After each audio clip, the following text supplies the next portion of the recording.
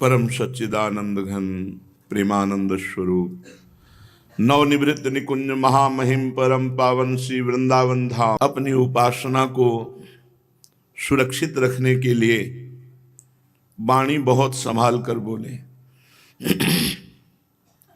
क्योंकि वाक शक्ति का नाश होने से भजन में अरुचि हो जाती है और गलत शब्द निकल जाए किसी संत की निंदा तो बहुत जन्मों की हुई भजन वृत्ति भी ढक जाएगी। इसलिए वाणी को बहुत संभाल के रखो। पूज्यपाद श्री उड़िया बाबा जी कह रहे हैं, राज कथा अरु जग कथा भोग कथा तू त्याग, ये तीनों त्यागे बिना पावे नहीं अनुराग। भक्त कथा अरु हरि कथा संत कथा तू जान, इन तीनों के ज्ञान से पावे पद निर्वाण। राजनीति की बातें साधक को नहीं सुननी चाहिए, समाचार पत्र या समाचार आदि बिल्कुल नहीं, क्योंकि आप कोई राज पदाधिकारी थोड़ी हो कि आपको राजकाज देखना है। आपको संपूर्ण सृष्टि से वैराग्य धारण करके एकमात्र सच्चिदानंद भगवान में चित्त जोड़ना है। तो ये जो क्या समाचार है, भारत में क्या चल रहा है, विदेश में क्या चल रहा है, तो फिर प्रपंची हो तुम, साधक नहीं हो। कौन क्या बन रहा है, कौन क्या बिगड़ रहा है, कहाँ क्या हो रहा है, ये नहीं पता होना चाहिए।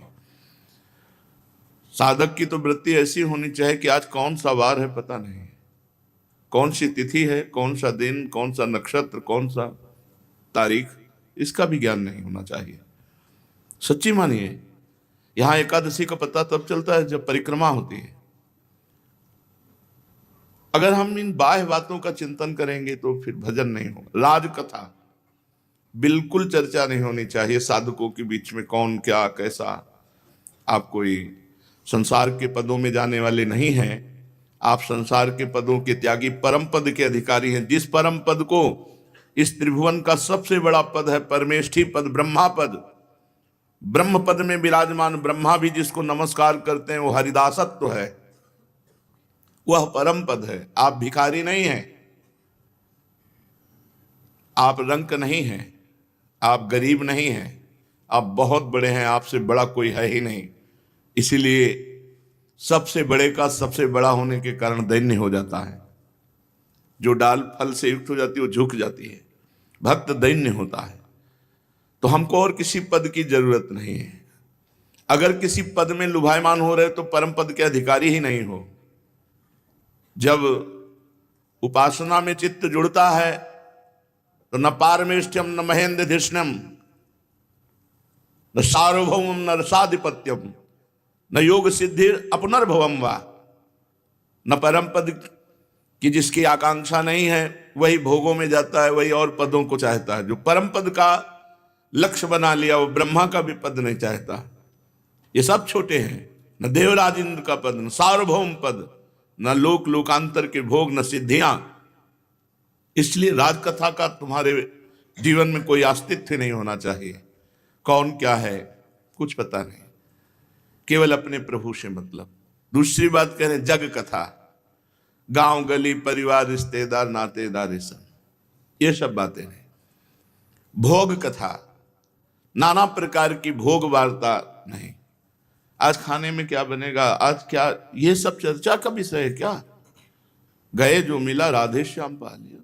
चर्चा का विषय प्रभु की चर्चा, बोधयंता परस्परम, भगवान की चर्चा परस्पर। ये तीनों त्यागे बिना पावे नहीं अनुराग।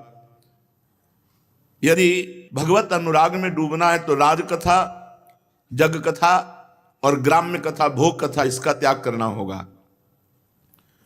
और यदि भगवान में डूबना है तो भक्त कथा, भक्तों के चरित्र पढ़ो, सुनो, बड़ा वैराग्य मिलता है, बड़ा बल मिलता है।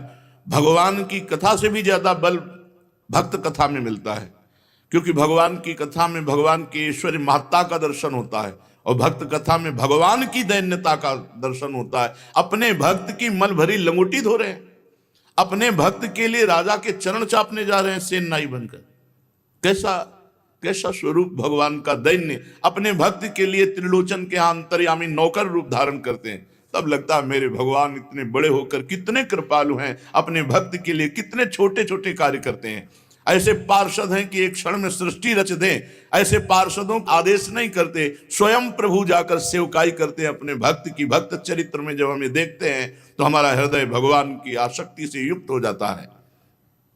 संत कथा, जो त्यागी वैरागी महात्मा जन हैं, उनकी कथा से हमारे हृदय में भगवान के चरणों में अपार प्रेम होता है।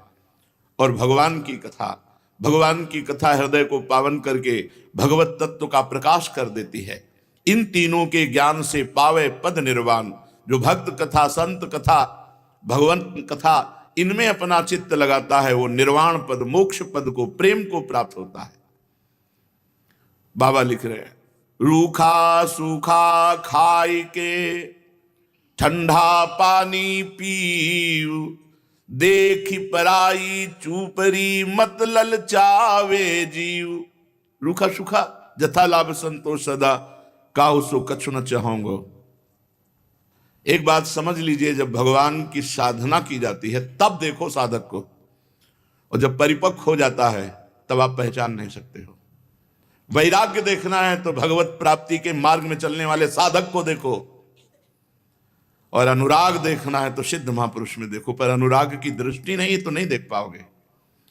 विभीषण जी भगवान की शरणागति में आते, जब शरणागति पक्की होती है तो भगवान कहते हैं मेरे सुख के लिए एक कल्प का राज्य स्वीकार करो। मेरी अविरल भक्ति रहेगी, मेरी कृपा रहेगी, मेरे सानिध्य को देखोगे और एक कल्प तक का राज्य स्वीकार करो। प्रहलाद जी को वरदान दिया। प्रहलाद जी ने कहा मुझे कुछ चाहिए नहीं, बोले मेरे सुख के लिए, मेरी आज्ञा पालन के लिए तुम इस राज्य को स्वीकार करो। महाराज बलि का सर्वस्व अर्पित होकर जब शरणागत, मैं चलूंगा तुम्हारे साथ, द्वारपाल बन के रहूंगा, रसातल का राज्य स्वीकार करो। ध्रुव जी जब भगवत प्राप्ति हुई तो कहा हम राज्य स्वीकार करो, क्योंकि महाभागवत जब शासन करेगा, महाभागवत जब उपदेश करेगा तो उसका प्रभाव जगत मंगल के लिए होगा। इसलिए भगवान जब परिपक्व अवस्था हो जाती तो व्यवहार में उतार देते हैं। धन कमाने के लिए नहीं, यश कीर्ति के लिए नहीं। उनकी यश कीर्ति तुम लोगों के द्वारा क्या होगी? यश कीर्ति तो सबसे बड़ी, मैं हरिदास हूं, इससे बढ़कर कीर्ति क्या होगी? भगवान का हूं। जब कोई छोटे मोटे पदाधिकारियों का नाम लेता है, कहता मैं उसका हूं, तो कितना गर्व होता है उसके अंदर। अभिमान जाय जन भोरे, मैं सेवक रघुपति पति मोरे, अखिल ब्रह्मांड नायक परात्परी, इसका मैं दास हूं। ठसक। ये सोचना कि भक्तों के पास जब भगवान है तो कौन से वैभव की कमी है। वैराग्य देखना है तो साधक का देखो जो तितिक्षापूर्ण भगवान के मार्ग में चलता है। और जब परिपक्व अवस्था आती तो महलों में रखो चाहे झोपड़ी में वास दो। जथा लाभ संतोष सदा, काहू सो कछु न चाहूंगो। जैसी भी परिस्थिति है उसमें मैं राजी रहूंगा। महलों में रखो चाहे झोपड़ी में वास दो, कभी घी घना, कभी मुट्ठी भर चना, कभी वो भी न बना। तुम्हारी दृष्टि वैसी ही सृष्टि, ब्रह्म दृष्टि तो ब्रह्म में, राम दृष्टि तो राम में, श्याम दृष्टि तो श्याम में, दुष्ट दृष्टि तो दुष्ट में, पाप दृष्टि तो पाप में, काम दृष्टि तो काम में। सृष्टि कैसी? जैसी तुम्हारी दृष्टि। इसलिए देख पराई चूपरी मत ललचावे जीव। अलग अलग जीवों के अलग अलग भाग्य विधाता भगवान है। हमें जैसी परिस्थिति में रखे हमको संतुष्ट रहना चाहिए। छिनई चढ़े छिन उतरे, सो तो प्रेम न होए। अघट प्रेम पंजर बसे, प्रेम कहावे सोए। थोड़ी देर आंसू आ गए, फिर वही प्रपंच में, फिर वही नाना प्रकार के संसार के, वो प्रेम नहीं। छिन में घटा छिन में बड़ा, उसे प्रेम नहीं। प्रेम अघट, प्रेम सदा बड़ी बो करे, ज्यों शशि कला सुबेश। प्रेम सदा बढ़ता रहता है जैसे चंद्रमा की चंद्रकला बढ़ती रहती है। पै पूनो या में नहीं, ताते कबहू न शेष। पर कभी प्रेम में पूर्णिमा नहीं आती, सदैव प्रेम भूखा हृदय तड़पता रहता है। इसलिए इसमें कुछ बचता भी नहीं हो। पूर्णता की पूर्णता है पर पूर्णता का अनुभव नहीं होता, इसलिए ये सदा बढ़ता रहता है। प्रतिक्षण वर्धमानम। एक नेम यह प्रेम को, नेम सबे छूट जाहि, पै जो छाड़े जान के, तहां प्रेम कछु नाही। प्रेम का एक नेम है कि वो कोई नियम नहीं रहने देता। अब डूबा है तो डूबा है, कब सुधावे, लेकिन जानबूझकर नियम छोड़ दे तो उसके अंदर प्रेम जागृत हो ही नहीं सकता। इसलिए चित्त को सदैव प्रभु के चिंतन में, शरीर सेवा में, और वाणी बहुत मौन, बोले तो हृदय की ग्रंथि खोले ऐसा ज्ञान हो तब बोले, नहीं तो चुप रहे तो साधक भगवत प्राप्ति कर लेता है। महाराज जी, बिना चित्त शुद्ध हुए परमात्मा का अनुभव नहीं होता, तो चित्त शुद्धि का साधना क्या है और कब समझना चाहिए कि हमारा चित्त शुद्ध हो गया है? पूज्य बाबा उत्तर, चित्त शुद्धि के लिए साधक को दो बातें ध्यान रखनी चाहिए। पहला, सर्वत्र विवेक का प्रयोग करे, बुद्धि का नहीं। बुद्धि तो सबके फंसा रही है। विवेक, विवेक कहां मिलता है? बाजार में नहीं मिलता, सत्संग में मिलता है। बिनु सत्संग विवेक न होई, और राम कृपा बिनु सुलभ न सोई। जिस सत्संग से विवेक होता है, ऐसा सत्संग केवल भगवान की कृपा से मिलता है। बोले पहला विवेक और दूसरा नाम जप, ये दो साधन। विवेक काटेगा जब तुम्हारे संसार की राग आसक्ति भोग वासना आएगी तो विवेक काटेगा, और नाम जब तुम्हें पक्का रखेगा, फिसलने नहीं देगा। ये दो बातें साधक के जीवन में बहुत जोर की होनी चाहिए। अगर कंचन एकत्रित किया और मुझे वैराग्य हो गया तो सब यमुना में फेंक दिया, खत्म खेल। कीर्ति से डर लगे तो भाग जाए एकांत क्षेत्र में, तो कभी कोई कीर्ति है ही नहीं। लेकिन कामिनी का भोग कर लिया तो वो संस्कार चाहे जिस गुफा में भाग के जा तेरे को नष्ट कर देगा। जिंदगी में साधु को एक बात से बच जाना चाहिए, एक बात से। अगर वो कहीं पराई माता बहनों की तरफ गंदी दृष्टि नहीं रखेगा, कोई भी ऐसी क्रिया नहीं करेगा ब्रह्मचर्य नाश के लिए, तो बादशाह है, पड़ा रहे मस्ती से, जो प्रसाद मिले खा, जो बने भगवान का चिंतन कर, और जो शरीर से सेवा बने पड़ा रहे। वृंदावन प्रभाव सुनो, अपनो ही गुण देत, जैसे बालक मलिन को मात गोद भर ले। जैसे माता मलिन बालक को भी अपने गोद में स्वीकार करके पवित्र कर देती है, ऐसे वृंदावन अपने प्रभाव से पवित्र करके प्रियालाल की प्राप्ति कराता है। सबसे बड़ा शत्रु भगवान ने नाम लिया है गीता जी में, कहा ये काम बड़े बड़े ज्ञानियों का भी बैरी है, मार डाल इसको। अर्जुन, इसे मार डाल, काम को मारना है। और तुम चिंता ना करो, भगवत प्राप्ति बिल्कुल खूब घुस करके शोध करके चिंतन करके कह रहा हूं, भगवत प्राप्ति बिल्कुल नजदीक है। केवल हमारी जो फैलाव फंस गया है, ये मेरा ये मेरा ये मेरा ये मेरा, ये भोग लूं, ये देख लूं, ये सूंघ लूं, इसे मिटाना कठिन है। इसे मिटा दो, उसी क्षण भगवत प्राप्ति है, क्योंकि भगवान आपके हृदय में बैठे, कहीं दूर नहीं चलना है। यहां दर्शन होते, यहां सबसे पहले साधक को भगवत साक्षात्कार हृदय देश में होता है, फिर सर्वत्र होने लगता है। चित्त शुद्धि के लिए दो उपाय। पहला विवेक, विवेक वही है जो सत असत का निर्णय करता है। सत क्या है? एकमात्र प्रिया प्रीतम भगवान। असत क्या है? सब कुछ। ब्रह्म सत्यम जगन मिथ्या, उमा कहो मैं अनुभव अपना, सत हरिभजन जगत सब सपना। साधक को चाहिए बिल्कुल सावधान हो जाओ।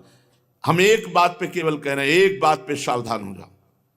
कभी कहीं भी किसी भी तरह से इष्ट संसर्ग या विपरीत शरीर या अनुकूल शरीर के काम भोग की लीला को केवल तुम सहन कर जाओ, से सारी बात विजय है, विजय है, सारी बात विजय है। क्योंकि प्रसादे सर्व दुखा नाम हानि रस्य उपजायते। तुम अगर वृंदावन धाम में रह रहे हो तो सबसे बड़ा भजन वास हो रहा है, और द्वितीय यदि गुरुजनों के आश्रम में रह रहे हो तो सेवा ही सेवा है। एक क्षण के लिए फुर्सत नहीं। तुम्हें भगवत प्राप्ति नहीं होगी तो किसे होगी भगवत प्राप्ति? बस एक बात के लिए तुमने स्वयं छोड़ा है संसार को, तुमने स्वयं त्यागा है संसार के भोगों को, तो अब उसकी तरफ ललचाना या देखना या तनिक भी उसको बढ़ावा देना, यह अपना सर्वनाश करना है। विवेक और हर समय नाम जप का प्रयास। राधा वल्लभ श्री हरिवंश, राधा वल्लभ श्री हरिवंश, मधुर मधुर राधा राधा राधा। असत्य और सत्य का विवेक होने पर साधक को संसार की तरफ से वैराग्य होने लगता है और उसका भजन पुष्ट होने लगता है। और जहां भजन पुष्ट हुआ तो नित्य निरंतर अपने चित्त में भगवान वासुदेव को देखने लगता है। चित्त के अधिष्ठात्र देवता भगवान श्री कृष्ण है, वासुदेव। जब चित्त शुद्ध हो जाता है तो उसकी पहचान है, न कोई अपना लगता है न कोई पराया लगता है, सब भगवत स्वरूप लगते हैं। अपना पराये का भेद मिट जाता है। जब चित्त शुद्ध होता है तो किसी भी पदार्थ के भोगने की इच्छा उसमें नहीं रह जाती। जब चित्त शुद्ध होता है तो उसका अनुराग केवल परमात्मा और महात्मा में होता है, पूरे संसार में कहीं होता ही नहीं। ये चित्त शुद्धि का लक्षण है। चित्त शुद्धि का उपाय विवेक और निरंतर नाम जप। चित्त शुद्धि का लक्षण राग द्वेष का अभाव, ना कोई अपना ना कोई पराया, और किसी भी विषय भोगने की इच्छा ही नहीं, आसक्ति तो सिर्फ परमात्मा में या महात्मा में। ये राग द्वेष किसे कहते हैं महाराज? जिस मनुष्य के, जिस पदार्थ के, जिस स्थान की ऐसी आसक्ति हो जाए कि इसके बिना जिया नहीं जा रहा, उसे राग कहते हैं। जैसे मां में राग, पिता में राग, पत्नी में राग, पुत्र में राग, धन में राग, मकान में राग, शरीर में राग, बहुत समझना चाहिए हमारा राग हो गया, जिसका बार बार स्मरण आए और बार बार खिंचाव हो हृदय से। जो हमारे ध्यान पथ में प्रभु की शिवा और आ रहा है वो सब राग का ही किया कराया खेल है। द्वेष, इसमें मूल राग है। जिससे राग होता है उसी से द्वेष होता है। राग नहीं होगा तो द्वेष होगा ही नहीं। जब वो हमारे प्रतिकूल चलने लगता है तो द्वेष हो जाता है। प्रतिकूल पदार्थ, प्रतिकूल वस्तु, प्रतिकूल व्यक्ति, तो हमारा द्वेष हो जाता है। यही राग द्वेष जीव के जन्म मरण की श्रृंखला है और इसका मूल कारण देहाभिमान, अहंकार है। महाराज, साधक को समय किस प्रकार बिताना चाहिए? सबके लिए एक जैसा उपदेश नहीं होगा। पूज्य बाबा बोल रहे हैं, जो गुरु के पास रहते हैं उनको सब समय गुरु की सेवा में लगाकर भगवत स्मृति युक्त जीवन व्यतीत करना चाहिए। और जिनको गुरु का सानिध्य नहीं मिला उनको भजन में अधिक समय लगाना चाहिए। यदि गुरुदेव सेवा के लिए आदेश करें, वही सबसे बड़ा भजन है। यदि वो कह रहे हैं कि बैठकर भजन करो, तो अधिक समय भजन में लगाना चाहिए।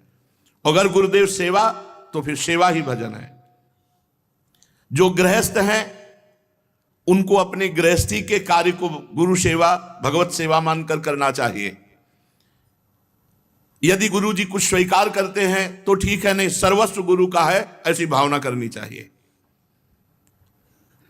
विरक्त उपासक को गुरु की अधीनता स्वीकार करनी चाहिए। गुरु की अधीनता से अपने आप सारे पाप, द्वेष, दोष, राग सब नष्ट हो जाता है। सबको ये तो ध्यान रखना है कि भगवती जो हमारी परम करुणामयी स्मृति स्वरूपा है वो हमारे दिमाग में छाई रहे। महान तेजोमय निकुंज देवी श्री स्वामिनी महामहिमामयी महारानी लाडली जो भगवती स्मृति ऐसी कृपा करें कि ये हमारी स्मृति में ही बस जाए, कभी स्मृति से दूर ना हो, चाहे हम सेवा परायण हो या एकांत बैठे हों। महाराज, भगवान तो हमें दिखते नहीं, तो उनसे प्यार कैसे हो, उनकी शरण कैसे हो? भगवान तुम्हें दिखते नहीं, बड़े आश्चर्य की बात है। ये सब भगवान ही तो है। पूज्य बाबा, अब उनकी ब्रह्ममयी दृष्टि है। चलो, भगवान नहीं दिखते तो भगवान का नाम, भगवान की महिमा, भगवान के भक्त ये तो दिख रहे हैं। आप इनकी बात मानो, नाम जप करो, भगवान की लीला गुण गाओ, जैसे आदेश होता है वैसे सिद्धांत से चलो, भगवान दिखाई देने लगेंगे। जब तुम्हारे हृदय में शांति, आनंद, किसी के प्रति कोई भी द्वेष नहीं, तो जान लो अब भगवान प्रकाशित होने वाले हैं हृदय में। आनंद भगवान का स्वरूप है, शांति भगवान का, शांताकारम, जो आनंद सिंधु सुख राशि। जो भगवान को देखा नहीं और भगवान की शरण होकर नाम जप करते हैं, भगवान बहुत रीझ जाते हैं उनसे, वो तो देख ही रहे ना। महाराज जी, आप बार बार भजन की बात करते हैं, भजन में तो नींद आ जाती है, फिर क्या करें? माला छूट जाती है भजन में। ऐसे बैठे रहो, प्रपंच सोचते रहो, नींद नहीं आएगी। 3 घंटा फिल्म देखते रहो, नींद नहीं आएगी। पता नहीं कैसा तमोगुण का प्रभाव है। बाबा कहते हैं कि जब नाम जप करने में नींद आने लगे तो जोर जोर से कीर्तन करने लगो। ये एकांत में करना चाहिए, सामूहिक जहां वास हो वहां नहीं करना चाहिए। नहीं पता चले कल मंजीरा लेके 12 बजे से शुरू हो गए तो साधक जो दिनचर्या में है उनको परेशान। मान लो बगल वाले कमरा वाला ध्यान साधक कर रहा है तो फिर आपका अपराध बन जाएगा। यदि आप मंजीरा लेके कीर्तन कर रहे हैं और उसके ध्यान में विक्षेप हो रहा तो अपराध बन जाएगा। इसलिए जो भी साधना करो वो ऐसी करो कि दूसरे साधकों को विक्षेप ना पड़े, अपने कमरे के बाहर आवाज ना जाए। दूसरा उपाय, खड़े होकर जप करो। ये बहुत बढ़िया उपाय है। इस नींद रूपी दुश्मन से लड़ो। ये खड़े होकर भजन करने का अभ्यास गायत्री अनुष्ठान में, नैष्ठिक ब्रह्मचर्य में, क्यों नई अवस्था में नींद ज्यादा सताती है। तो झोपड़ी थी तो खड़े होकर ऐसे झोपड़ी का ऊपर एक रस्सी ऐसे डाल लिए थे और ऐसे पकड़ लेते, कभी एक पैर के बल खड़े हैं, कभी बाएं पैर, फिर उठा लिया दाएं पैर, और मंत्र में एकाग्रता पूरी जपते हुए बहुत अच्छा लगता। 5-5, 6-6 घंटे, क्योंकि गायत्री का 24 लाख गायत्री का एक पुरस्चरण होता है।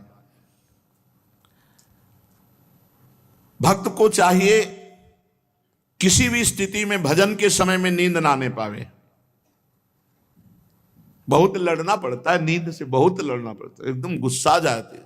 जैसे बड़ी सावधानी से जप रहे, पता नहीं कब गोल हो गए, माला छूट गया।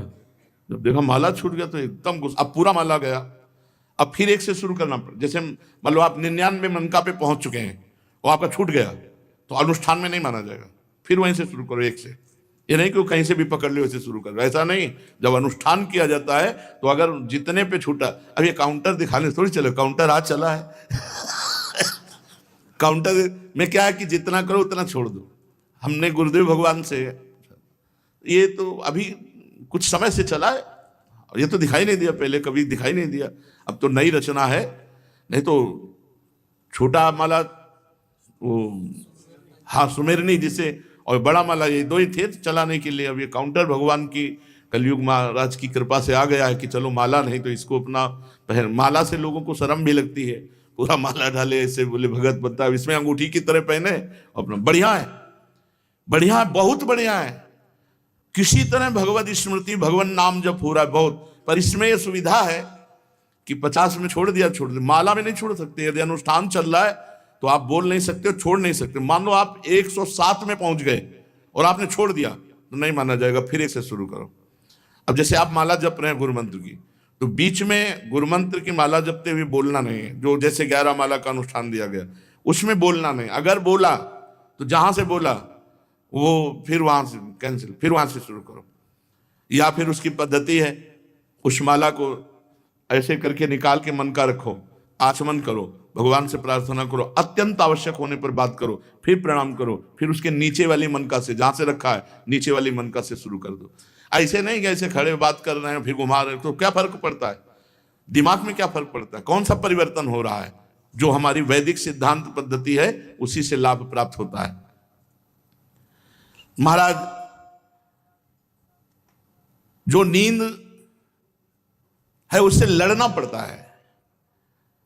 भजन करना बहुत ऊंची बात है, इसलिए हमको खड़े हो जाना पड़े, टहलना पड़े, हमें नाम जप करना, हमें मंत्र जप करना। उस समय नींद नहीं आनी चाहिए। अभ्यास बहुत बड़ी ताकत होती है। आंख मूंद के ठीक लक्ष्य पे गोली मार दे जिसका अभ्यास है, और अपने अभ्यास नहीं किए तो कुछ नहीं होने वाला।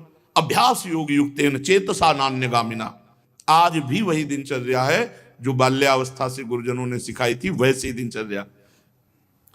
महाराज जी जब भजन करते हैं तो बुरे काम करने का मन करता है। बहुत सुंदर प्रश्न, बहुत सुंदर उत्तर महापुरुष के हैं। और बुरे काम में मन जाता है, भैया उन बुरे संकल्पों में न राग करो न द्वेष करो। बहुत जल्दी निपट जाने वाली बात है। बिल्कुल ऐसे रहो साक्षी भाव से। गंदी बात आ रही राधा राधा राधा, अच्छी बात आ रही राधा राधा राधा, न राग न द्वेष, खत्म होते चले जा रहे। ये बुरी बात क्यों आ रही? आपने पकड़ लिया, आपने उनको पकड़ लिया, उनको स्थान दे दिया। जरा सा वो संकल्प भोगों का बना रहे हैं आप, राधा राधा, उसी में डूब रहे हो, तो वो आपके हृदय में संस्कार नया भोग का पैदा कर देंगे। न बुरा न भला, शांत एकदम साक्षी भाव, और नाम जब चलता रहे, मिट जाएंगे। और घृणा बुद्धि रखो बुरे बातों से, दोष दृष्टि, ये निंदनीय बातें हैं, नहीं स्वीकार करना। बाबा, सब साधकों का ध्येय क्या होना चाहिए? ध्यान, ध्याता, ध्येय। जो ध्याता है वो ध्यान करता है, पर ध्येय क्या होना चाहिए? सबका ध्येय होना चाहिए भगवत प्राप्ति। सबका ध्येय होना चाहिए। अपने भजन का फल क्या? भगवत प्राप्ति। हमें प्रिया प्रीतम मिल जाए, हमें प्रभु मिल जाए, संसार चक्र से हमारा पिंड छूटे। बहुत हो गया इस झूठे संसार के खेल में। तो इस परमानंद की प्राप्ति, भगवत प्राप्ति, भगवत साक्षात्कार सबका ध्येय होना चाहिए। कम शब्दों में इसकी प्राप्ति का उपाय क्या है? जो शरीर से निष्काम भाव से परोपकार प्राणी मात्र की सेवा करता है, जो भगवत विग्रह भगवत भक्तों की सेवा करता है और खूब नाम जप करता है, कोई पाप आचरण नहीं करता, उसको भगवत प्राप्ति हो जाती है। यही प्राणायाम कहते रहते हैं। भक्त सेवा, भगवंत सेवा, समाज सेवा, नाम जप और पापाचरण का त्याग, निश्चित भगवत प्राप्ति। चलते हैं किशोरी जी से चंद्रानना सखी ने पूछा, हे प्रियाजू, हे राधे, परम सौभाग्यदायक महान पुण्यजनक श्री कृष्ण की प्राप्ति कैसे होती है? प्रियाजू से पूछा। प्रियाजू ने कहा, बहुत जल्दी श्री कृष्ण की प्राप्ति कराने में समर्थ है श्री तुलसी महारानी जी। प्रियाजू का वो बताया हुआ उपाय, श्री वृंदा सखी, ये वृंदावन की अधिष्ठात्री देवी हैं। ये वृंदावन की पूरी व्यवस्था को देखती हैं। प्यारी जो प्यारे जो के नित्य केली की व्यवस्था करती हैं, और इनकी कृपा के बिना कोई वृंदावन में प्रवेश नहीं कर सकता। ये हमारी प्यारी जो की प्रिय सखी वृंदा सखी श्री तुलसी महारानी जी। चंद्रानना सखी ने कहा कि परम सौभाग्यदम राधे महापुण्यम वरप्रदम श्री कृष्ण श्यापि लभ्यर्थम, तो उनका तुलसी सेवनम मतम। मेरे मत में यदि तुलसी जी की सेवा की जाए,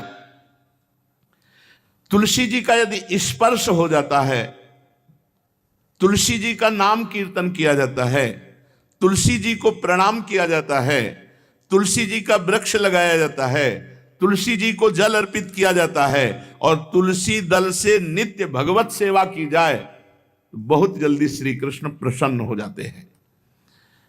प्रतिदिन जो तुलसी जी की भक्ति करता है, तुलसी का पौधा रोप करके तुलसी जी का सिंचन करना, तुलसी जी को तिलक लगाना, तुलसी जी को माला पहनाना, तुलसी जी की परिक्रमा करना, तुलसी जी को प्रणाम करना, वो कोटि सहस्त्र युगों तक ऐसा महान सुकृत होता है कि भगवान श्री कृष्ण के नित्य समीप रहता है जो तुलसी जी की सेवा करता है। जब तक मनुष्य की लगाई हुई तुलसी की शाखा प्रशाखा, बीज, पुष्प, सुंदर दल से तुलसी जी सुशोभित होती है, तब तक हजारों कल्पों में श्री हरिधाम में रहते हुए उसका कभी पुण्य नष्ट नहीं होता। जैसे एक दिन तो 1000 कल्प, 2 दिन 2000 कल्प, वो भगवान के नित्य धाम में महान सुकृत के बल से भगवत धाम में रहेगा, जो तुलसी जी का पक्का मान लीजिए। जब स्वयंसी में थे तो तुलसी जी रोपण करके तुलसी जी का एक वन लगाया था, और रोज नवीन नवीन मंजरी तुलसी दल लेकर प्रभु के चरणों में, कहीं ना कहीं तुलसी जी की कृपा हुई। वृंदावन, ये वृंदा अधिष्ठात्री देवी वृंदावन की है, इनकी कृपा के बिना।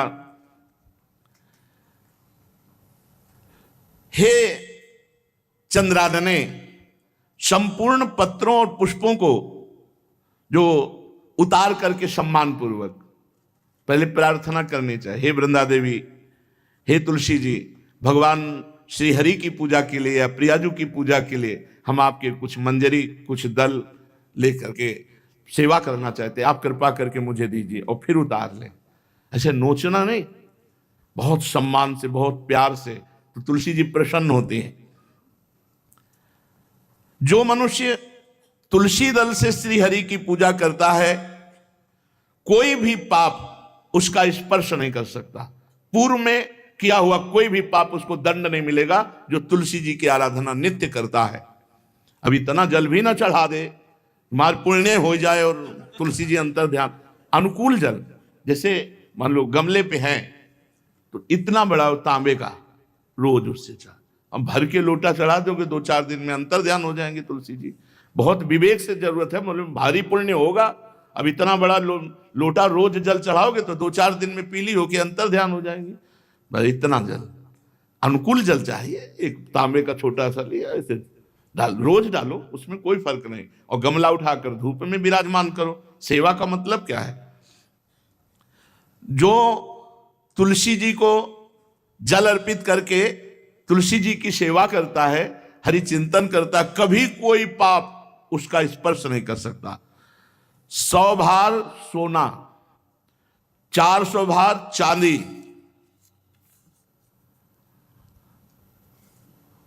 का जो दान करने का फल होता है, वो एक तुलसी दल उतार, जो अपने द्वारा लगाई हुई तुलसी दल, वो हरि के चरणों में अर्पित करो। ये 100 भार सोना और चांदी बराबरी नहीं हो सकती। कितना महत्व है। जो रोज तुलसी दल चयन कर, द्वादशी को ना चयन करे, द्वादशी को मतलब बहुत बड़ा अपराध लगता है तुलसी दल का, इस मतलब तुलसी के वृक्ष का भी स्पर्श ना करे। प्रणाम नमस्कार दूर से, एक भी दल नहीं टूटना चाहिए। द्वादशी को ऐसा हमने महापुरुषों से सुना है कि मंजरी और पत्र उतारना ये ठीक नहीं, बिल्कुल नहीं ठीक है। ब्रह्म हत्या का फल लगता है, अगर जो पाप लगता है अगर कोई द्वादशी को तुलसी चयन, बहुत सावधानी से। जिसके घर में तुलसी का बगीचा होता है, कई पौधे होते हैं, उसको कहीं तीर्थ जाने की जरूरत नहीं, उसका घर तीर्थ है जिसके घर में तुलसी के पौधे हैं। और यमराज कभी उस घर में किसी भी मरने वाले को लेने नहीं आएंगे जिसके घर में तुलसी। लगा लो भैया तुलसी लगा लो घर में, काहे को यमराज को आने दोगे? सबके घर में तुलसी। कितना सुंदर पहले था। घर में आंगन होते थे, आंगन में एक बहुत बड़ा, और फिर उसमें तुलसी जी, और फिर उसमें 2-4 नर्मदेश्वर और शालिग्राम ऐसे, और फिर घर का हर व्यक्ति जल चढ़ाना, प्रणाम करना, नमस्कार करना, कितनी पवित्र पद्धतियां हमारी थी। जब रसोई बने पहली गाय के लिए, फिर कुछ पक्षियों के लिए, फिर कोई संत महात्मा, कोई भिक्षु, ऐसा कितना पवित्र व्यवहार। यहाँ जैसे हमने देखा है, ये रसोई बन रही ना तो धुआं नहीं खत्म होने पाता, वो ही सब अपवित्र किए हुए हैं, राक्षसी बुद्धि आती चली जा रही। तुलसी जी, ये भागवती को वस्तु है। हमें लगता है बालकनी तो होती ही, बढ़िया बालकनी में कैसा उठाने धरने वाला स्टैंड लोहे का रखो कि तुलसी जी को विराजमान कर दो। जिसके घर में तुलसी जी विराजमान होती है उसके घर में यमराज कभी नहीं जाते। जो तुलसी जी का सेवन करता है उसकी सारी कामनाएं तुलसी जी पूर्ण कर देती हैं। तुलसी जी को लगाना, तुलसी जी का पालन करना, तुलसी जी को सिंचन करना, तुलसी जी का दर्शन करना, तुलसी जी का स्पर्श करना, मनुष्य के द्वारा जो मन, वाणी और शरीर से पाप हो गए सबको तुलसी महारानी क्षमा कर देती है, दग्ध कर देती है। पुष्कर आदि तीर्थ, गंगा आदि परम पावन नदियां, ये सब जो स्नान आदि, अवगाहन आदि करने का फल देते हैं, वो केवल तुलसी जी घर में विराजमान है उसको फल मिल जाएगा। कितने बढ़िया।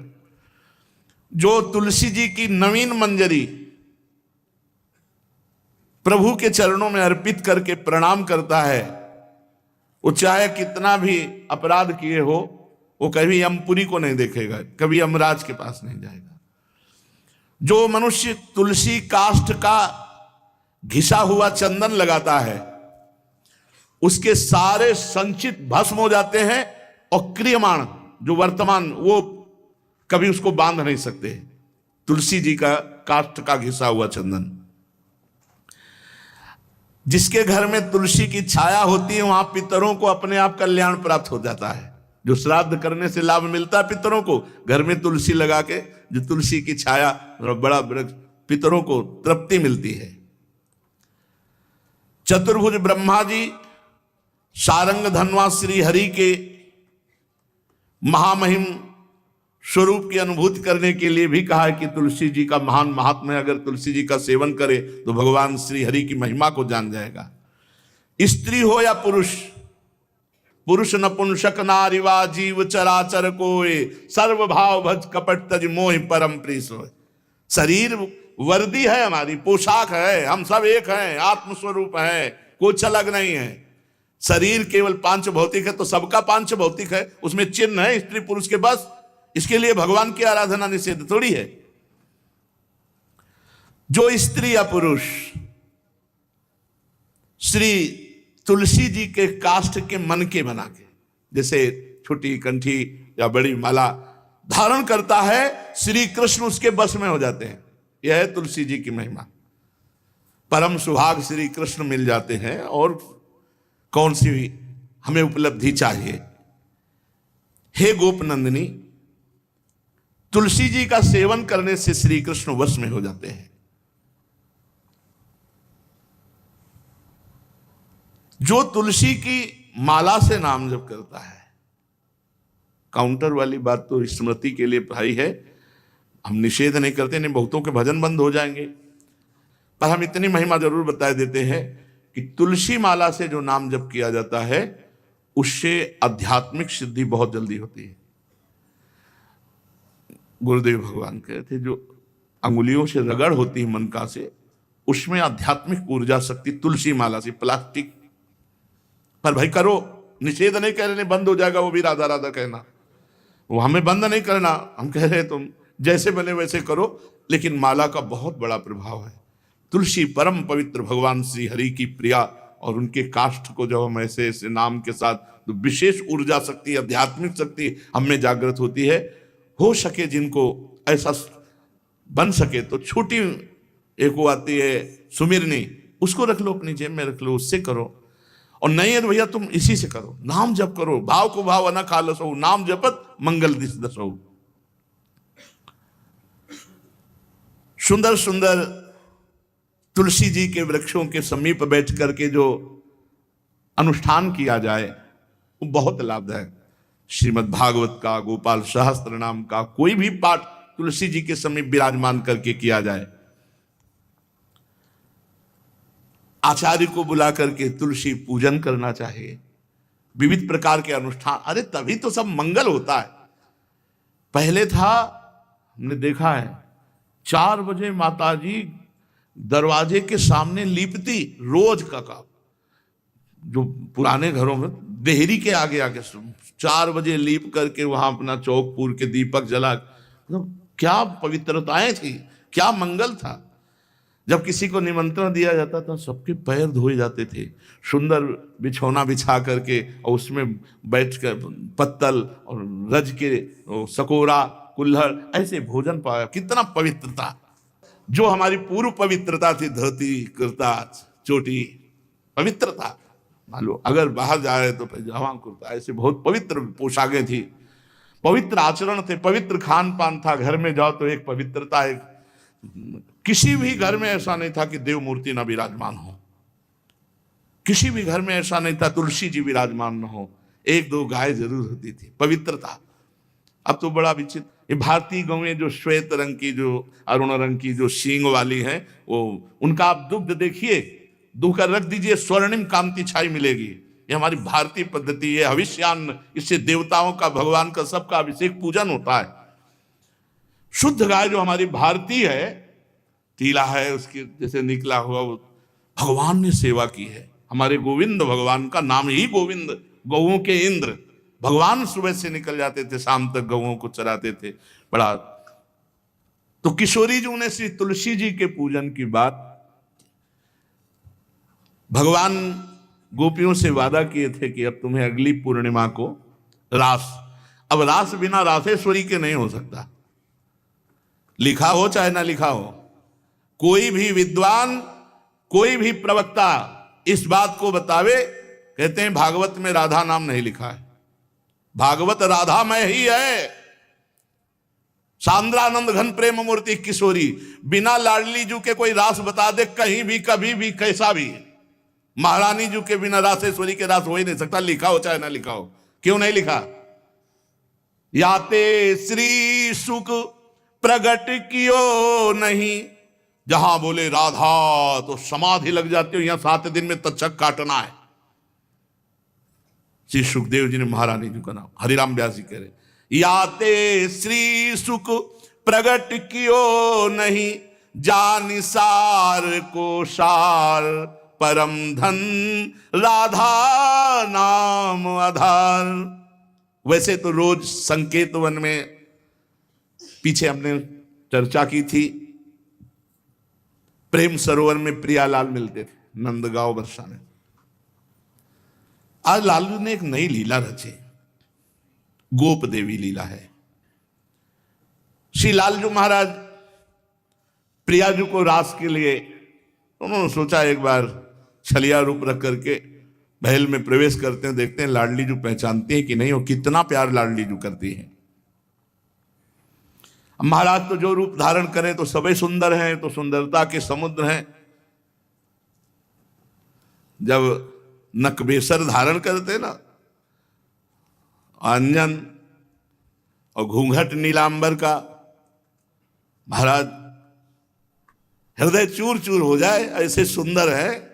गोरी किशोरी भी चकोरी है जिनकी, नीलांबर धारण करके, और जिस समय लाली लगा के महाराज अपने राधा पी जी को कभी कभी जब आते हैं तो देखो ऐसा लगता है यार बलिहार है महाराज, जो रूप धारण करते हो सीधे हृदय पर प्रहार करते हो। प्रभु ने गोप देवी का रूप धारण किया, गोपांगना का।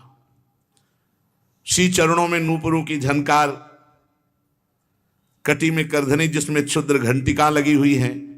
अद्भुतम गोपिका रूपम चल झंकार नूपुरम, किंकिणी घंटिका शब्द मंगुलीयक भूषितम।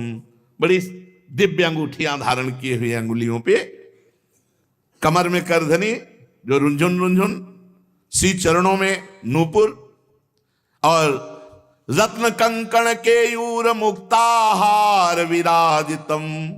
कलाइयों में रत्न जटित कंगन, बीच बीच में चूड़ियां कंगन ऐसे, बाजूबंद, कंठा, मोतियों के हार और शीश फूल, केशपास, वेणी रचना, नासिका में मोती की बुलाक, बेसर और अलकावली, घुंघराली अलकावली, श्याम वर्ण के केश। ऐसा रूप धारण किया जो देखे मुग्ध हो जाए श्याम सुंदर को। वृषभानु भवन की तरफ चले। खाई और परकोटों से युक्त वृषभानु भवन 4 दरवाजों से सुशोभित, प्रत्येक द्वार पर काजल के समान वर्ण वाले गजराज झूम रहे। राजभवन की बड़ी मनोहरता है। उस मंडप प्रांगण में वायु के समान वेग वाले घोड़ों से अंगरक्षक महल की रक्षा करने वाले चारों तरफ दौड़ रहे वृषभानु भवन में। और बड़ी ही सुंदर सुंदर गौएं, धर्म धुरंधर बलवान सांड रमा रहे। बहुत से गोपाल बंशी वेद धारण किए हुए उनको संभाल रहे हैं। वृषभानु जी का भवन क्या है, ऐसा लगता है कि विश्वकर्मा ने पूरी कला कौशल लगा दी।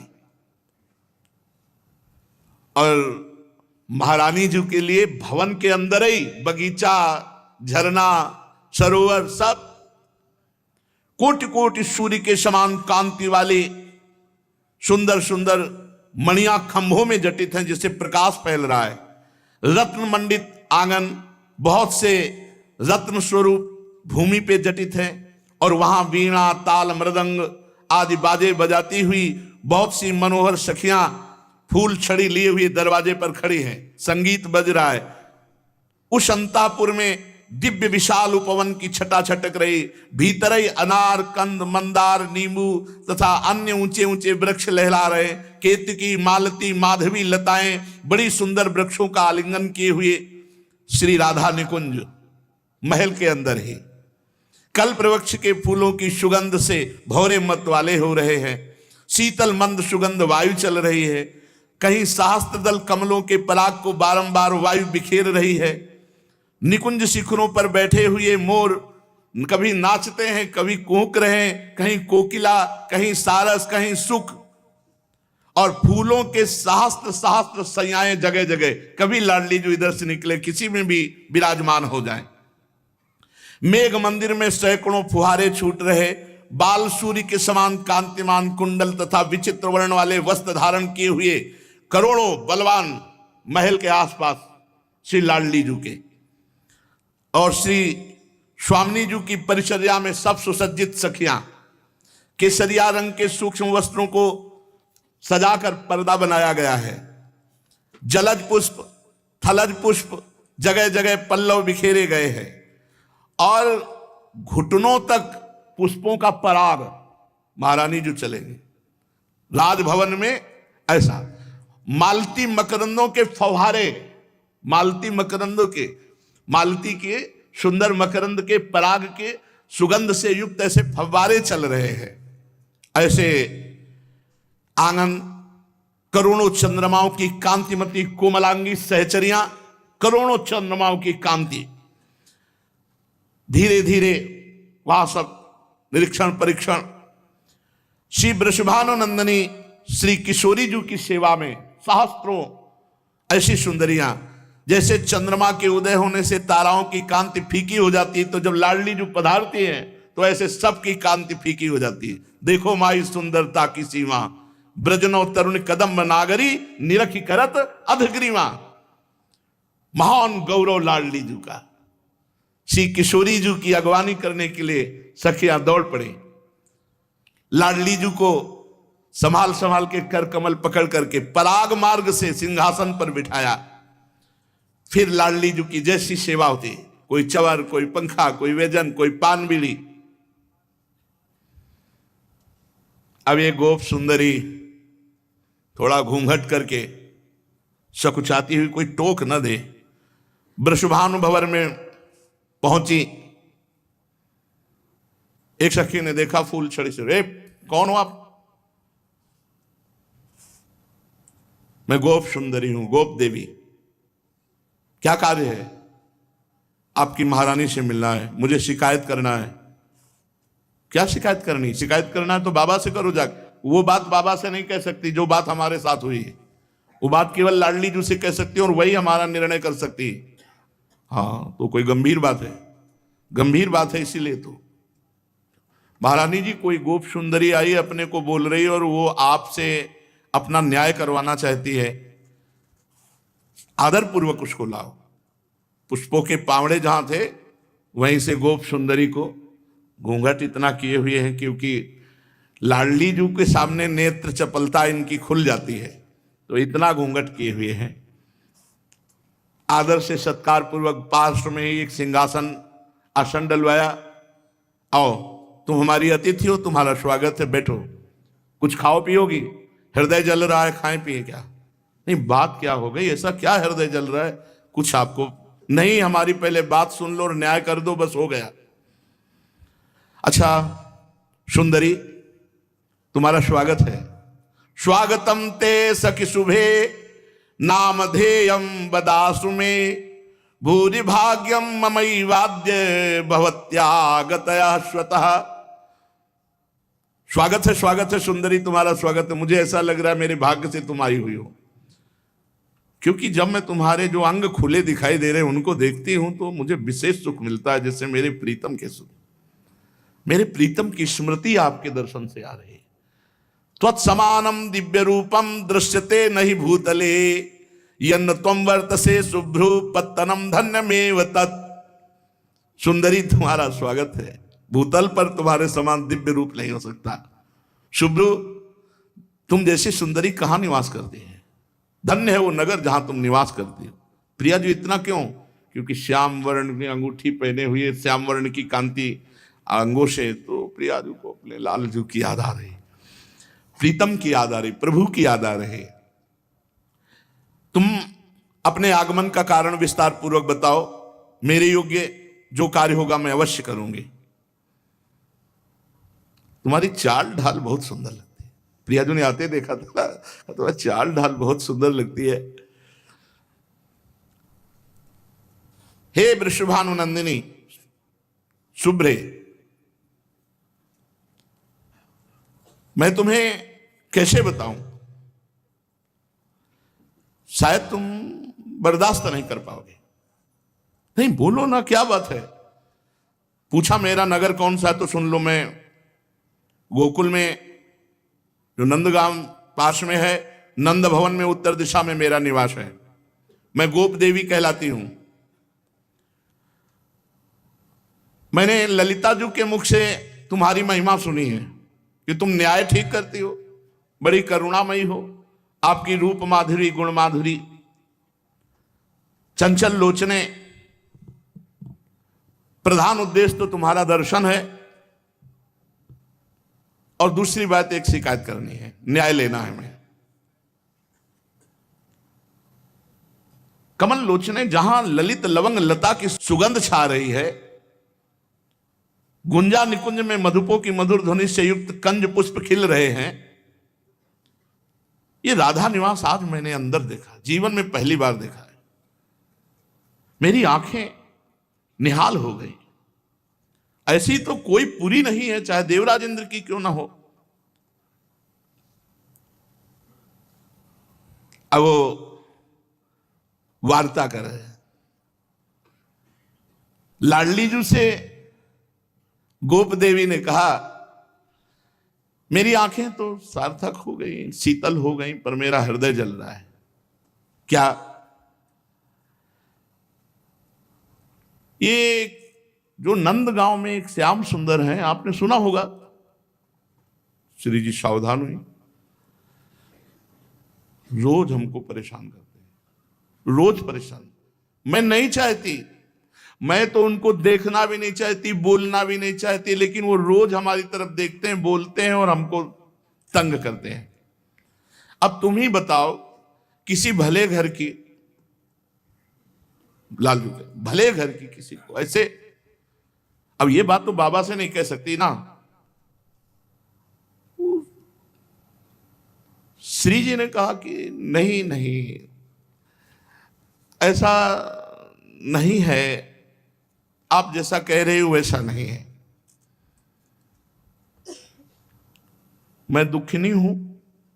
और लालजू महाराज जो है ना, वो दुख को प्रकट करने लगे। देखो गोप देवी, तुम खिन्न ना हो, मैं तुम्हें ठेस नहीं पहुंचा रही हूं। कल्याणी, तुम फिर से अपनी बात बताओ। हमें लगता है कि तुम्हें और जगह दुख पहुंचा होगा, नंद नंदन से नहीं। तुम अपने दुख का कारण बताओ।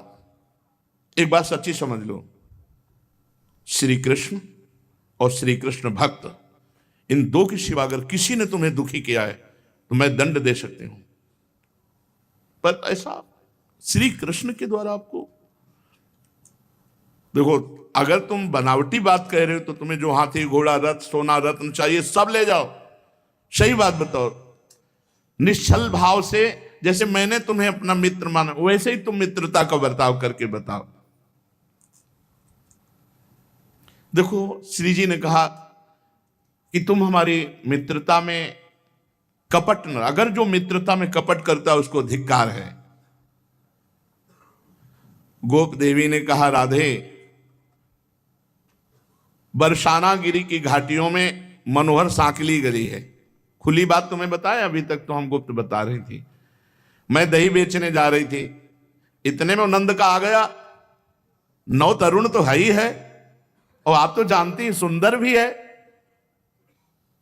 तो आप ही है कि मैं सुंदर हूं के लिए श्री जी ऐसे करे? आप जानते हो सुंदर भी है। उसने रोक लिया मुझे और घूंघट करके, जैसे लीला पूर्वक। अरे मैं तो शर्मा गई। उसके हाथ में बंसी थी, बेत थी।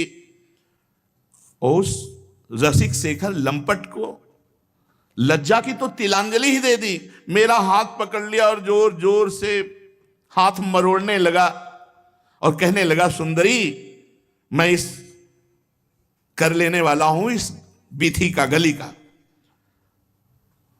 मैंने कहा अरे गोरस लंपट, मैं कदापि कर नहीं दूंगी।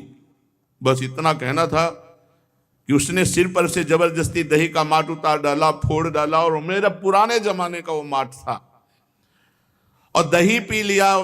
फिर जो बात हम आपको बताएं, उसने मेरी ऊपर से चुनरिया खींच ली। अब मैं लाज की मारी कुछ कही नहीं। वो तुमसे दिल की बात बताने आई हूं कि वो कैसे है। वैसे बताओ ना, ये नंद का है तो ग्वाला ही। श्री जी एकदम सहम गई। प्रीतम के लिए सर अब कोई खास धनवान नहीं है, न सुशील है न स्वरूप है, अपने को बड़ा सुंदर समझता है। ऐसे पुरुष से कहीं प्रेम किया जाता है? किशोरी जी से आप थोड़ा सहयोग कीजिए। श्री जी से कहा आप थोड़ा सहयोग कीजिए, ये ठीक रहेगा नहीं। जब ऐसे वचन बोले तो लाडली जी को बड़ा विस्मय हुआ और कहा, सखी, जिनकी प्राप्ति के लिए ब्रह्मा शिव आदि बड़े बड़े देवता उत्कृष्ट योग रीति से नाना प्रकार का तप करते हैं, दत्तात्रेय, सुखदेव, कपिल, आसुरी, अंगिरा, ये बड़े बड़े जिनके चरणारविंद के मकरंद रस का पान करने के लोलुप हैं, तम कृष्णमादि पुरुषम परिपूर्ण देवम लीला अवतार मजता मार्ति हरम जनानाम। तुम ऐसे अजन्मा परिपूर्ण परम देव, लीला अवतार, सर्वजन दुखारी, भूतल भार हरणकारी, संत पुरुषों के एकमात्र आराध्य देव, तुमने श्री कृष्ण की निंदा हमारे सामने कैसे कर दी? श्री जी ने कहा, तुमने श्री कृष्ण की निंदा कैसे कर दी? तुम कहती हो ग्वाले हैं। अरे ब्रह्मादि जिनकी चरण रज की वंदना करते वो ग्वाले हैं। उन्होंने गौओं का आदर किया, गौओं का पालन किया। गोरज की कितनी महिमा है तुम क्या जानते हैं? गोरज का स्पर्श होते ही वो परम पवित्र हो जाता है जिसके माथे पे गोरज लगती है। गौओं का उत्तम नाम जो जप करता है वो गोलोक बिहारी को प्राप्त होता है। दिन रात गौओं का सुंदर मुख दर्शन, उनकी सेवा, ये भगवत प्राप्ति का स्वरूप है। मेरी समझ में तुम्हारी बुद्धि ठीक नहीं। तुमने गोप जाति कह करके अवहेलना करना चाहा। तुम कहती हो काला श्याम सुंदर, श्री कृष्ण की श्याम प्रभा विलासी सुंदर कला का दर्शन करके भगवान नीलकंठ, शंकर जी, सनक सनंदन सनातन, अरे जटाजूट, हलाहल, विष, भस्म, कपाल और सर्प धारण करने वाले उनकी सुंदरता के पीछे घूमते हैं। स्वर्गलोक, सिद्ध, मुनीश्वर, यक्ष, गंधर्व, मरुदगण, नर, किन्नर, कौन ऐसा है जो हमारे श्री कृष्ण से मोहित ना हो जाए? उत्कृष्ट ऐश्वर्य, सौंदर्य, माधुर्य, तू कैसे बोल दिया? तुम कहती हो निर्धन है। अरे सारा वैभव उन्हीं का है। तू अभी मेरे श्री कृष्ण को नहीं जानती। तू कहती कोई खास नहीं। वत्सासुर, अघासुर, कालिया नाग, बकासुर, यमला, अर्जुन, वृक्ष, तृणावर्त, सक्तासुर, पूतना, इनको परम पदवी प्रदान की जो घोर राक्षसी स्वभाव के थे, खास नहीं है। उन मुरारी के लिए तुम अपयश वाले शब्द बोले। कोटि कोटि ब्रह्मांड समूह एक एक रोमकूप में जिनके वास करते हैं उनको तू कह रही खास कोई धनवान नहीं। पुरुषोत्तम कह रहे हो कि वो किस प्रेम करने लायक नहीं। अरे बड़े बड़े वैभव को ठुकरा कर भक्त लोग श्री कृष्ण के चरणों की आराधना करते हैं। तुम भक्ति के रास्ते को नहीं जानती। उनकी एक कृपा है कि वो अपने भक्तों को प्यार करके उनके पीछे पीछे डोलते हैं। श्री कृष्ण सुशीली नहीं, समस्त लोगों के सुजन समुदाय के चूड़ामणि हैं। वे अपने भक्त के पीछे चलते हैं, अपने रोम रोम को, लोगों को पावन करते हैं। वो परमात्मा है। तू कैसे बोल गई? गोप देवी बोली, श्री राधे, मैं दुख तो नहीं पहचाना चाहती। वैसे तो तुम्हारी बुद्धि तो बृहस्पति का भी उपहास कर रही, इतनी प्रवीण है। वाणी, कला, कौशल बोलने का। श्री राधे, हमें लगता है तुम्हें श्री कृष्ण से प्रेम है क्या? क्योंकि तुम बात सुनते ही ऐसी, तुम्हें बहुत विश्वास है श्री कृष्ण पे, तुम्हें प्रेम है श्री कृष्ण से। श्री जी ने कहा, मुझे प्रेम है श्री कृष्ण से और मुझे विश्वास है श्री कृष्ण पे। क्या तुम बुलाओगे श्री कृष्ण उपस्थित हो जाएंगे? हां, इसी क्षण। यथा गमिष्यति यदाद्य हरि परेशः किम कार्यामि भवतीम वदतरि शुभ्रू चेदागमो नहीं भवे धनमालिनः स्वम सर्वधनम च भवनम च ददामि तुभ्यम। ओहो, तुम मेरी परीक्षा लेनी चाहती? सुन सखी, मेरे बुलाने से मेरे श्री कृष्ण तेरे सामने उपस्थित हो जाएंगे। अगर वो नावे ना मेरे स्मरण करते हुए तो ये जीवन, ये धन, सब निछावर कर दूं। कितना प्रेम है श्री जी से। कह रही चेदागमो न ही भवेत धनमालिनः तो स्वयं सर्वम धनम भवनम ददामि तुभ्यम।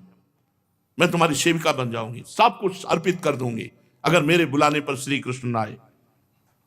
अथ राधा समुत्थाय नत्वा श्री नंद नंदनम उपविश्यासने दध्यौ ध्यानस्तिमिल्लोचना।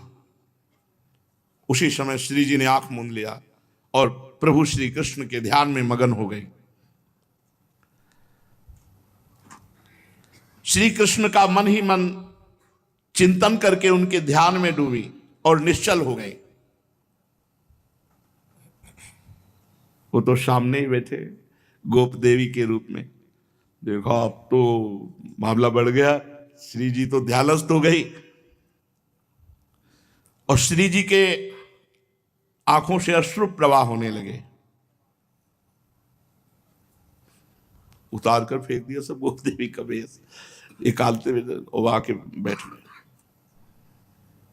और गंभीर वाणी में बोले, प्रियाजू, लाडलीजू, श्री राधा। श्री जी ने आंख खोल के देखा, वही मोर मुकुट, उनको क्या देर लगती है। चंद्रवदने प्राण प्रिय मानशीले प्रिय राधा, देखो मैं तुम्हारे सामने आ गया हूं, आंख खोल कर देखो। हा प्रीतम, सामने देखा, मुझे विश्वास था आप चिंतन करते ही आ जाओगे। कहां गई वो गोप देवी? वो कहां गई? बहुत निंदा कर रही थी, कहां गई? प्रभु ने कहा, जेवी तुमने चिंतन किया, मैं वैसे तो बंसी बट में था, पर मैं अभी यार कम से कम सामने तो झूठ मत बोलो। वैसे तो मैं बंसी बट में था, मैं तुरंत बस आपके ध्यान के कारण ही आया। मैंने देखा एक अभी गई, कौन थी वो? कोई देवांगना थी, कोई मायाविनी थी, और मुझे लग रहा था कि कोई अच्छे विचार वाली नहीं थी। जब गोप देवी के रूप में आए तो श्याम सुंदर के लिए बोले, और जब श्याम सुंदर के लिए आए तो गोप देवी के रूप में जो गए। वैसे हम आपसे कहते हैं कि ऐसे इधर उधर की घूमने वालियों की बातों पर विश्वास नहीं करना चाहिए। श्री किशोरी जी परमानंद में मगन हो गई और लालजू से हृदय से मिले। सखियों से कहा, वो गोप देवी बाहर निकली जो फूल छड़ी लिए हुई खड़ी। उनका आते अंदर आते तो देखा, तो बाहर निकलते हुए तो नहीं देखा। तो श्री कृष्ण से कहा, आपने देखा? बोले हाँ निकलते मैंने। बोले हमारी सखियों ने नहीं देखा। कौन गोप देवी थी? तो कहा, क्षमा कीजिए, मैं ही गोप देवी बन के आया था। तो श्री जी के हृदय से लगे और श्री जी से कहा, इसी के आगे रासलीला है। श्री जी से कहा कि हे राशेश्वरी, आपकी उपस्थिति के बिना हमने गोपियों से जो वचन दिए हैं कि आपको शरद पूर्णिमा की रात्रि में रास उत्सव में सम्मिलित करेंगे, आपकी उपस्थिति के बिना रास नहीं हो। हे प्यारी जी, आप कृपा करके जो ये रात्रि है शरद पूर्णिमा की, इसमें आप पधारें और समस्त रास सुख गोपियों को प्रदान करें। प्रभु श्री कृष्ण के साथ हमारी महारानी जी और अनंत अनंत ब्रज युवतियां, ये अद्भुत प्रेम में जो रास है, ये प्रेम की चरम अवस्था है। ये रस की वर्षा है, आनंद की वर्षा है। दंपति अति आनंद बस प्रेम मत निशंक क्रीडत। यहां आनंद की मत्तता है। ये सब विकारों की तो साधना काल में साधकों के हृदय से निवृत्ति हो जाती है। फिर भाव देह की प्राप्ति, जैसे सखा भाव या वात्सल्य भाव या दास्य भाव या गोपी भाव या सहचरी भाव देह चिदानंद होता है, वहां सब विकार होते ही नहीं है, विकार की कल्पना ही नहीं है। ये महाप्रेम का स्वरूप, रासोत्सव महाप्रेम का स्वरूप है। भगवत कृपा से जो आगे चर्चा है वो रास की ही है। हम लोग बड़े सौभाग्यशाली हैं जो वृंदावन की भूमि में, रास भूमि में बैठकर रास चर्चा करने को और सुनने को मिलेगी। बहुत भाव से सुने प्यारे जू की इस चर्चा का फल है कि सदा सदा के लिए हृदय रोग निवृत्त हो जाए, हम भगवदाकार भाव में, रस में डूब जाए। शेष चर्चा आगे। श्री राधा वल्लभ लाल की।